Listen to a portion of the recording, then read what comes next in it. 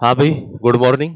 चलिए पेपर 5 को सॉल्यूशन कर लेते हैं। SN2 अभिक्रिया में बंध टूटने और बंध बनने का क्रम। तो मैंने क्या कहा था, इसमें एक संक्रमण अवस्था बढ़ती है ना। संक्रमण अवस्था बढ़ती है SN2 में, ट्रांजिशन स्टेट बढ़ती है। और इस ट्रांजिशन स्टेट का पहला ही गुण या पहली ही प्रॉपर्टी क्या है, इसमें बॉन्ड का टूटना और बॉन्ड का बढ़ना एक साथ होता है। तो बंध का टूटना और बनना एक साथ होता है। चलो, एल्किल हैलाइड के लिए SN2 अभिक्रिया में कौन सा कथन सत्य नहीं है? तो देखो, यहां देखो, nucleophile attacks the carbon from opposite side, बिल्कुल सही बात है। Bond formation, bond breaking in one step, एक साथ ही होते हैं, ये भी सही बात है। SN2 मैकेनिज्म प्राथमिक हैलाइड में होती है, ये भी सही बात है। हाँ, अब यहां देखो, SN2 यहां दो लिखा हुआ है, मतलब सेकेंड ऑर्डर की रिएक्शन है। और सेकेंड ऑर्डर की रिएक्शन कौन होती है? जिसमें जो आपकी दर है वो दो अभिकारकों पर निर्भर करे।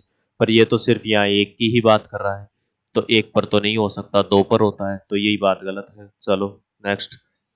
किस अमीनोमल में कायरल केंद्र नहीं होता है? तो आपको तो डायरेक्टली याद रखना है, ग्लाइसिन ऐसा है जो ऑप्टिकली इनएक्टिव है, तो उसमें कायरल केंद्र नहीं होगा। ये लो। ग्लूकोज और मैनोज है, बिल्कुल C2 एपिमर है। चलो, निम्नलिखित में से गैर अपचयन या नॉन रिड्यूसिंग शुगर कौन सी है? तो ग्लूकोज, फ्रक्टोज, गैलेक्टोज तो होते ही हैं, सुक्रोज नहीं होता। चलो नेक्स्ट।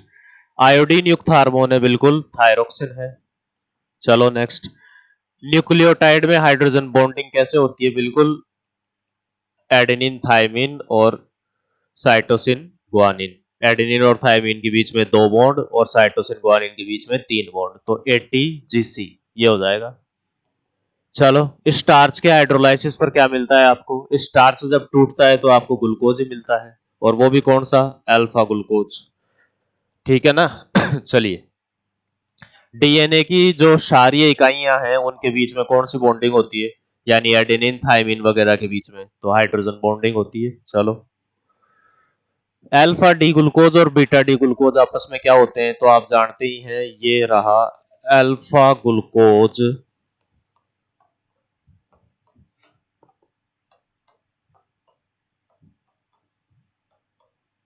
और ये रहा आपका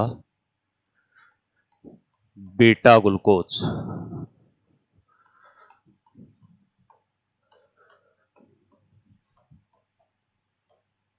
अब इसमें ये पहला नंबर कार्बन जो है, इसको देखो ध्यान से, यहाँ OH की स्थितियां अलग अलग हैं, और इन्हीं दोनों स्थितियों पर OH समूह की लोकेशन भिन्न भिन्न है।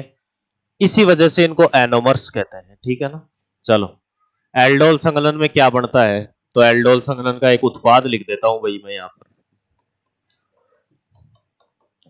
देखो, ऐसा सा उत्पाद एल्डोल संघनन में बढ़ता है। ये रहा एल्डिहाइड, एल्डिहाइड का ALD, और अल्कोहल का ओल मतलब एल्डोल।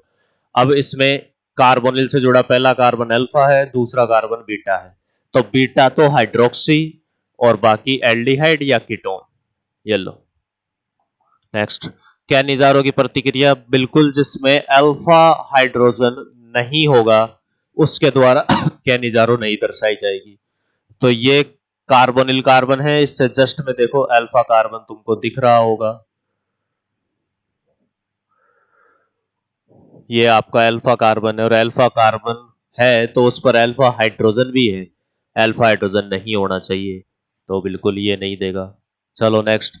निम्नलिखित अभिक्रिया पर विचार करें। यहां देखो, रोजेनमंड रिडक्शन आ गया। रोजेनमंड रिडक्शन आते ही एल्डिहाइड बनेगा। बेंजीन से बेंजोइल क्लोराइड दे रखा है, ये है बेंजोइल क्लोराइड, तो इससे बनेगा भाई बेंजल्डिहाइड। कौन से में बन रहा है? डी ऑप्शन में बन रहा है। चलो, कीटोन का क्लीमेंशन अपचयन, बिल्कुल क्लीमेंशन अपचयन ZnHg और HCl की प्रेजेंस में होता है। येलो अभिक्रिया ये दे रखी है, यानी कि बेंजीन डाइअजोनियम क्लोराइड दे रखा है इसमें, आपको ध्यान से देखो। और Cu2Cl2, अरे मैं क्या कहता हूं, मैं हमेशा तुम्हें बताता हूं कि अगर कॉपर का यौगिक दे रखा है तो वो सैंडमायर रिएक्शन होगी, और अगर सिर्फ कॉपर पाउडर में दे रखा है तो वो गाटरमान रिएक्शन होगी। ये कॉपर का यौगिक दे रखा है, कंपाउंड दे रखा है, बताओ कौन सी अभिक्रिया सैंडमायर। चलो, एमिनो को अलग करने की हिंसबर्ग विधि में आप हिंसबर्ग एजेंट को काम में लेते हो। ये आपका हिंसबर्ग एजेंट है और हिंसबर्ग एजेंट का नाम क्या होता है? Sulphonyl chloride, benzene sulphonyl chloride. ये लो। हॉफमैन अभिक्रिया किससे होती है भाई? हॉफमैन अभिक्रिया एमाइड के प्रेजेंस में होती है। एमाइड कौन सा है? यही है सी ऑप्शन में है। चलो, निम्न में से सबसे कम क्षारीय विलयन कौन सा होगा?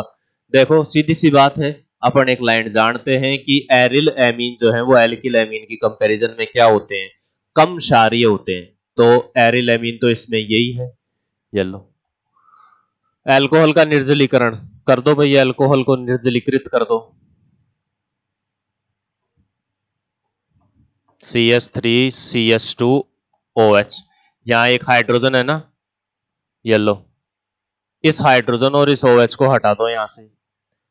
तो हटाओगे तो कोई चीज हट रही है तो मतलब विलुप्त हो रही है, तो उसका एलिमिनेशन हो रहा है, तो वो सेकंड ऑप्शन में विलोपन में हो जाएगा। चलो नेक्स्ट।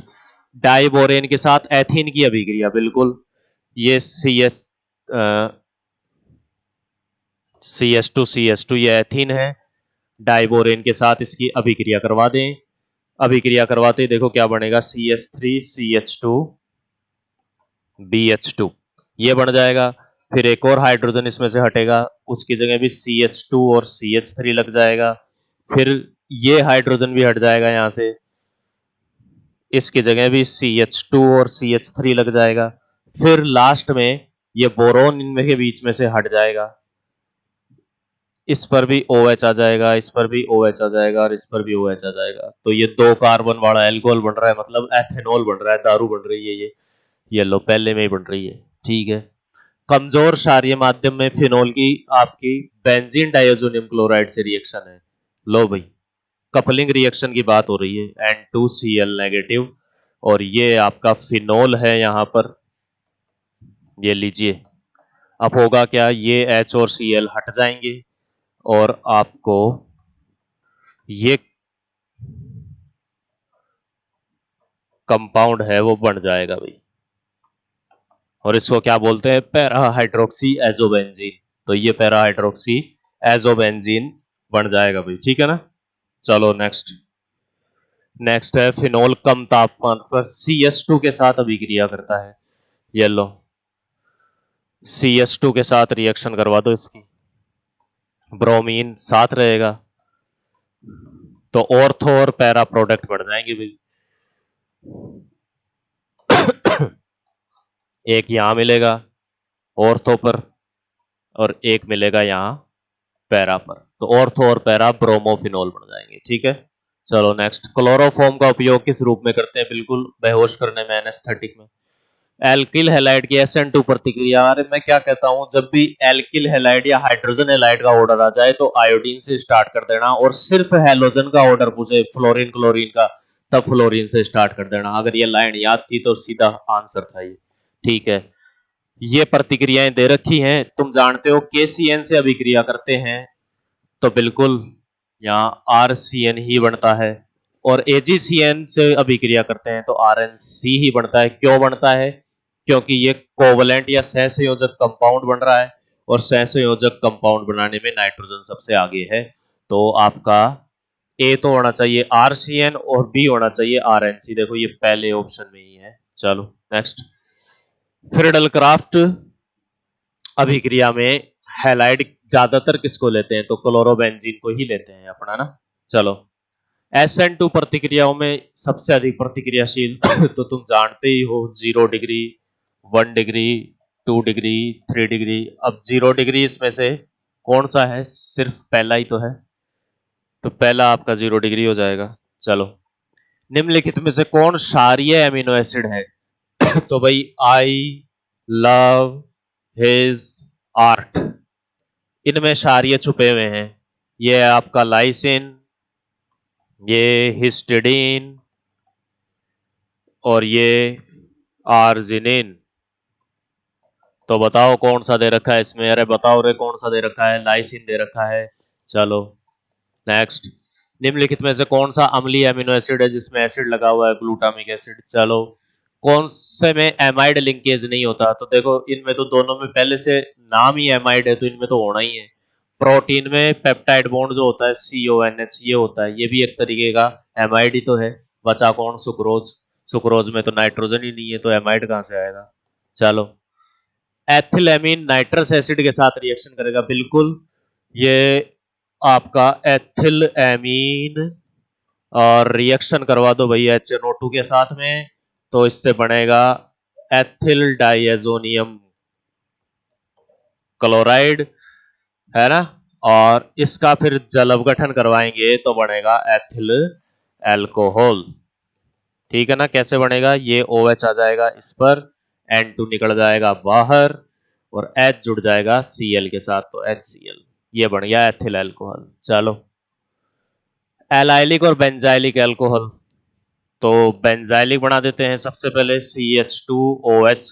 कार्बन पर बॉन्ड गिनो कितने हैं? 1 2 और 2 हाइड्रोजन, मतलब 4 बॉन्ड हैं। 4 बॉन्ड होते ही कौन सा संकरण? sp3। ऐसे ही एलाइलिक, यहां भी कार्बन पर बॉन्ड कितने हैं भाई? 4 हैं। 4 होते ही ये भी sp3 ही है। चलो, ए ऑप्शन हो गया।